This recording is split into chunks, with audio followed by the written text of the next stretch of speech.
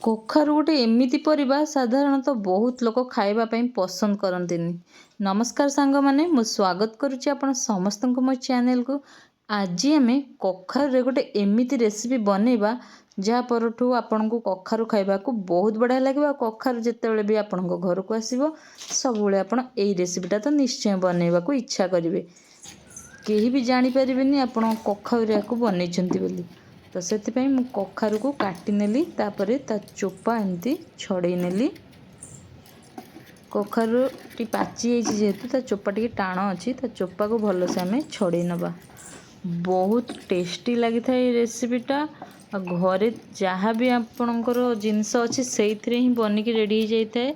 अधिका किसी जिनस लगे ए पकेवा पाई बहुत टेस्टी लगी था। कखारु न खाइबा लोक भी या खाइबे।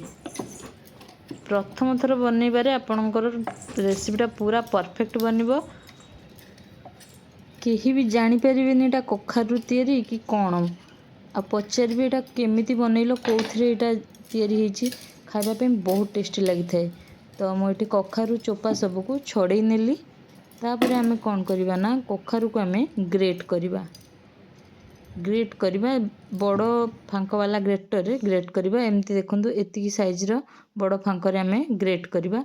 तो कखारु को मु ग्रेट करि नेली। सेथिरे एबे आमे बेसन ऐड करबा। मु एठी पाखा पाखी छोट डंकी रे 2 डंकी बेसन आ आधा डंकी कॉर्नफ्लोर ऐड करछि। आ पियाज को एमती काटिकी सेथिरे पकेबा। अदा रसुण रो छेचा को दरदरा करी पकेबा।